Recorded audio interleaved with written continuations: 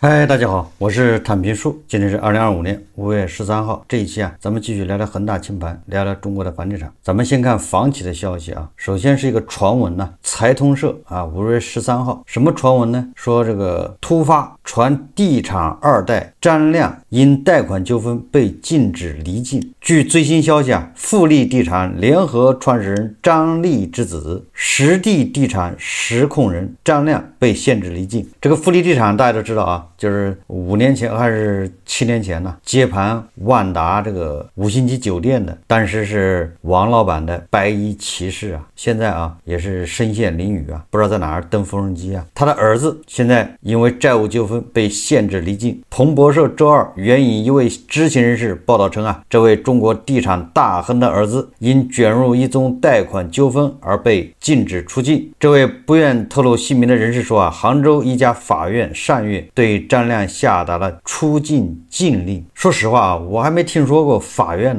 下达出境禁令的，我没听说过，或许有法院下达什么对吧？这个顶多把你列为失信被执行人查封你的这个财产，限制你高消费，他就这一手段。法院下达出境禁令，这个听着也怪怪的该知情人士补充说法院表示张亮未能履行实地地产的借款担保，而他是实地地产的控股股东。该人士说法院早些时候裁定张亮对这笔债务负有责任，实际上就是担保债务张亮是广州富力地产股份有限公司创始人之一张力的儿子，出生于1981年。2006年这位地产二代创办实地地产时年仅25岁。2021年实地地产陷入资金困局，遭业主维权。周二的报道称尽管有出境禁令，但没有迹象表明张亮被拘留。事实上，在许多国家，涉及未解决民事案件的人可能被禁止离境。这个我想他这个就是个传闻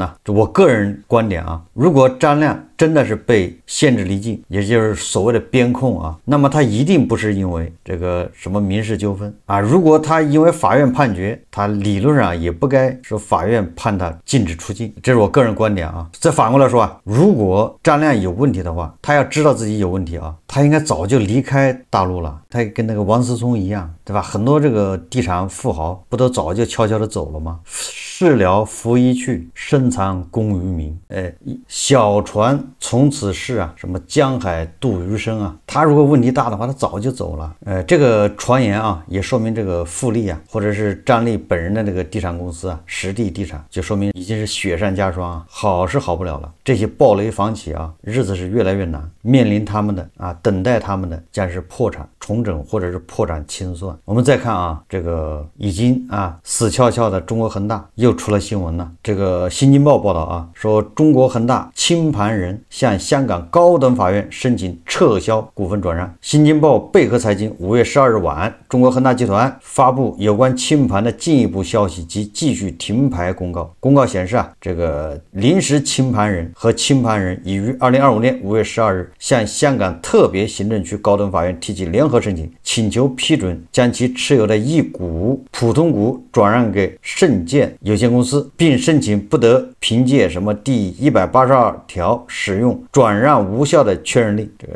听起来都挺拗口的据悉，香港高等法院已指示于2025年6月25日上午9时30分预留15分钟对上述撤销转让申请进行聆讯。公告披露，盛建是中国恒大在英属威尔金群岛注册成立的间接全资子公司，也就是这个公司及盛建持有这个要清盘的这个恒大集团普通股，各持有其50%股权。这个新闻实际上就是说了香港法院一个是英属威尔金的事情，香港法院能不能干涉这个英属威尔金群岛的法律。这个过去把盛建的这个关于中国恒大的股权转给谁了，现在要他转回来，那中国恒大肯定不愿意中国恒大表示临时清盘人认为盛建清盘人向英属威尔金群岛法院提出申请并不符合公司或盛建各自的债权人最佳利益，相反，考虑到获取的联合意见中的明确意见，自愿提出撤销转让申请是更合理和更具成本效益的途径。在我看来这实际上就是恒大各个主体破产清算呢。现在大家都在扯以前的账，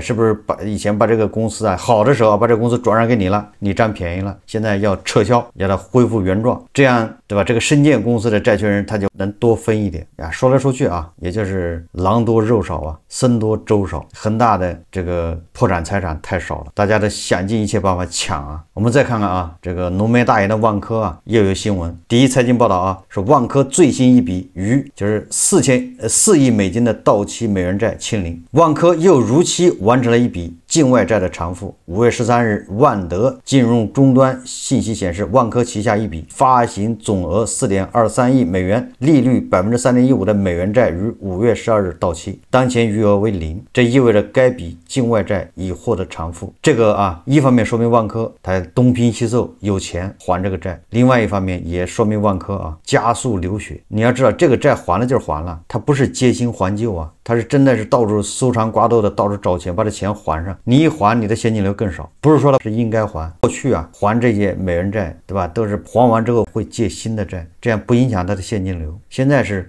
每还一笔债你就少这么多现金流，说白了就是从万科身上抽血啊，你说这个能活得下去吗？此前一季度万科还完成了98.9亿元公开债务的偿还，但距离完成2025年偿债任务，万科还有不少路要走。每还一笔债就是抽一次血，没有新的血补充进来，如果再加上房子卖不掉，实际上这不是说万科啊渡过难关了，反而说明万科这个面临窘境呢。就每还一次外债就是在抽一次血啊！如果卖房子的速度慢，然后他融资能力又弱，那现在这个时候谁敢给他借钱呢？除了他大股东的深圳地铁给他借一点，那都是啊杯水车薪呐。科尔瑞研报显示，截至2024年末，万科有息负债3612亿元，较年初增长13%，短债规模1582亿元，占比44%。2025年万科将面临偿债高峰期，同期该公司在手货币资金882亿元，较年初减少12%，现金短债比0.56。2025年万科面临到期和回售的公司债与中期票据总额216亿元，占存续债券余额比例接近50%。2025年到期的中期票据共有8笔，合计总金额207亿元。面对接下来的偿债压力，万科正多措并举，加快资金回笼。一季度该公司实现营收380亿，销售近350亿，回款率超过100%，同时完成了大宗交易38亿，盘活回款超过40亿元。总之啊，对万科来说都不是好消息啊，因为今年要还的债太多，还完了你又借不到钱。我们看看这个上市房企啊整体一个情况，这个是中指研究院公布的数字啊。2024年房地产上市公司营收增速较上年明显下降，净利润继续下降，亏损企业数量增加，上市房企营收均值为297亿元，同比下降21%，又下降1%啊，增速较上年下降22个百分点，由正转负，净利润均值负的30亿元，连续3年为负，就是上市公司啊净利润均值是亏31个亿。如果你没亏到31个亿，那你都算立功了，亏损额连续扩大。上市房企中约有68%的企业出现亏损，没有亏损的恐怕都是财技啊。2024年上市房企净利润均值、净资产收益率均值为负，近3年净资产收益率连续为负，盈利情况持续恶化，短期内受销售下滑影响，营业收入及盈利能力将维持下行态势。2022年到2024年销售额连续负增长，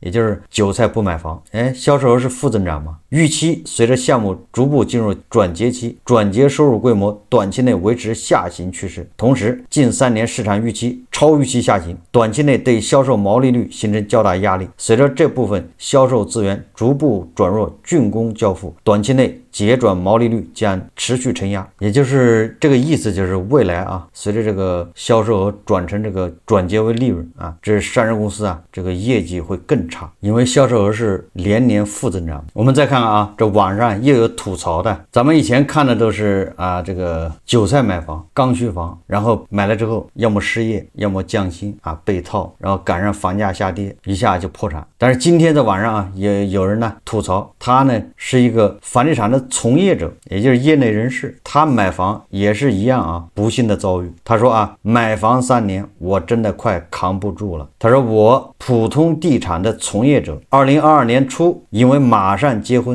咬牙上车，深圳福田小两房，首付近200万，总价600万，这个也不算多啊，在深圳啊，总价600万，贷款400万，月供18000，花光了多年积蓄，还付了几十万。作为一个房地产的从业者啊，他说那个时候啊，公司还没有暴雷，年底还有奖金，虽然不高，两人加一起还能覆盖月供，没有考虑太长远，就是没有考虑自己的抗风险能力。现在3年多过去了，变化太大了，同小区挂牌降了近120万，而且仍未见底。没想到自己10年打拼，省吃俭用攒的钱，竟能如此快灰飞烟灭。这个哥们啊，真不容易。作为地产从业者，他居然买在最高点，3年多吗？那不正好是买的？恒大暴雷都快4年了，恒大暴雷以后，作为地产从业者，居然还买房，谁也帮不了他呀。去年底部门裁员，自己也被裁了，一边是存款像流水一样见底，一边是雷打不动的月供扣款。每个月最焦虑的日子就是房贷扣款那一天。当初真是哪来的自信，能确保自己稳定收入30年？如果他恒大暴雷以后啊，他能看到咱们这节目，恐怕也不至于啊这么惨。确实啊，他问的对啊，哪来的自信啊？你是房地产从业者，恒大的暴雷了，居然4月静好。或许那个时候他还在忽悠别人买房，还在看多房地产，对吧？不买来不及了，上车吧。就像现在还有很多啊房产中介，还有那个炒房的，玩命的忽悠，放个屁都是利好，都是有利润房价反弹。可怜之人呢，必有可恨之处啊。他说啊，年初到现在找了几个月工作，一直没动静，想转行35家，也没有其他行业经验。你说他现在遇到这情况，没有工作，一个月还18000的按揭贷款，这个恐怕真的是头发都掉光了。你得操心啊，焦虑啊，每天睡不好觉，焦虑、恐惧，觉得好失败，感觉身体机能也在快速下降。好多次夜里醒来，不禁会想，要是当初没买房，要是能熬到现在，或干脆不买，那该多好。可惜没有如果。时代的一粒灰落到个人头上就是一座山，真的要扛不住了，也许记录下来会轻松一点。这位啊，2022年在深圳买房的，为国接盘，最主要不是房价跌了，最主要是他失业。如果他没有失业，房价跌了就跌了吧，反正自己住，一个月18000还能还得上，那就闭着眼还吧。现在问题是他失业，35岁，他做房地产行业，现在哪儿找工作呢？不光是啊深圳啊，我们经常说的黄金，也就是北京周边啊，那比深圳更惨。深圳跌了，未来也可能会反弹，反弹了，未来也可能会跌啊，毕竟它是一线城市啊。那你说黄金它算啥呢？当然还有黄沪啊，都一个道理啊，就是挨着大城市。在2016年、17年房地产火的时候，这些黄金的楼市啊一顿暴涨。我在以前节目也说过，我还去看过房，我去燕郊看过房，我去那个河北霸州看那个温泉公寓啊、别墅。后来啊，黄金的楼市啊，那不叫腰斩啊，那叫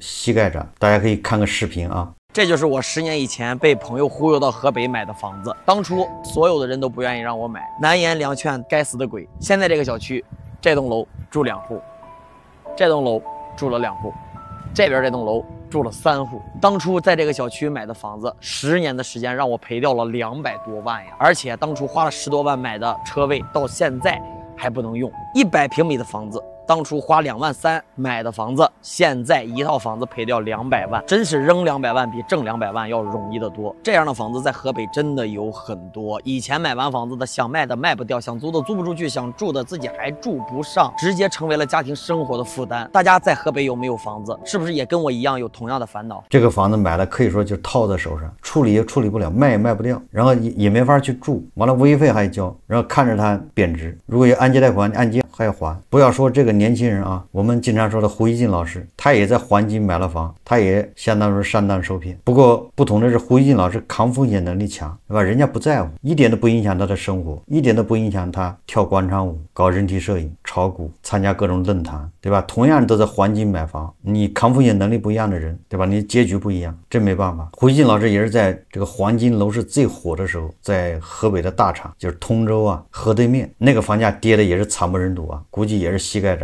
问题是北京现在它政策还没出完呢，如果北京到时候最后是不限购了，那这些地方还要跌啊。如果北京不限购啊，那黄金的楼市就你还有什么价值呢？你说谁会跑那儿去买房？那个黄金的楼市它目标就是它锁定的都是北京外溢的人口，就是北漂啊。你在北京，对吧？你又没资格买房，完了之后你又需要一套房，对吧？以后有孩子老人接过来，你得有地方住，所以他们很多人就选择在北京周边，比如燕郊啊、那5武清，对吧？什么香河、大产，俗称是叫北三县，甚至有去涿州的吧。北京一旦放开限购，这些地方更是惨不忍睹，因为本地人他不会在那买房那么贵，本地的经济啊，本地人撑不起那么高的房价，它本来就是面向北京的北漂。如果再考虑到北京在搞什么第4代住宅，搞好房子，得房率更高，那你说未来这个环京这些房子谁要呢？卖给谁？最主要住也不能去住，太远。最后我们再看看啊，第一，财经日报报道，对吧？又有一家逆风飞扬的民营房企。为什么说又有一家呢？那这个过去网红城市杭州啊，它不有个叫滨江集团吗？那就是逆势拿地，逆风飞扬。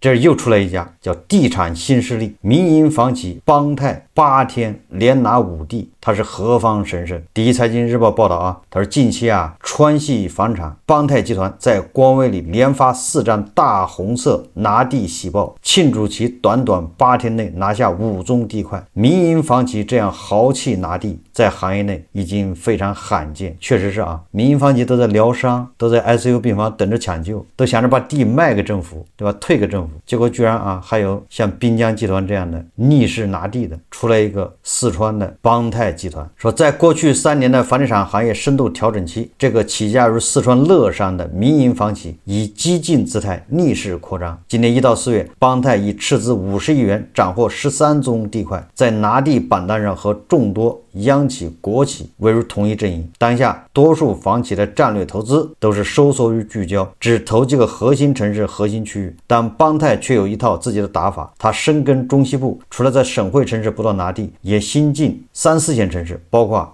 延安、汕饶等小城市。这一套反周期的错位拿地模式，叠加其超过行业平均水平的投销比，既为民营房企生存路径提供了新样本，也有可能埋下一定的现金流风险隐患。逆流而上的民营房企8天连夺5地，川系房企邦泰集团最近话题度拉满。在科尔瑞发布的今年1到4月房企拿地榜中，邦泰集团排到了全行业第13位，拿地金额50亿元，新增土储获值104亿，这已经接近邦泰去年全年拿地量。去年全年邦泰耗资59.6亿元，拿下了131.2亿元的新增土储。这份拿地榜单中排名靠前的房企几乎全是央国企。若以民营房企计算排位，邦泰集团可以排民营拿地第2位，仅次于总部位于杭州的滨江集团。作为民营房企拿地状元和榜眼，滨江和邦泰的拿地逻辑却十分不同。滨江新增土储依然聚焦于核心新一线城市杭州的核心区域，而邦泰却不走寻常路，给出了一个错位打法，也就是他拿的全是3、4线城市地块。这个怎么看这个事啊？说白了，事出反常必有妖，皮裤套棉裤必有缘故。这些民营房企胆儿大，赌政策，逆流而上，他们就像那个房产中介还有一些炒房的炒房客一样，他是炒地，他赌政府救市，赌政策。那炒房的不也是赌吗？赌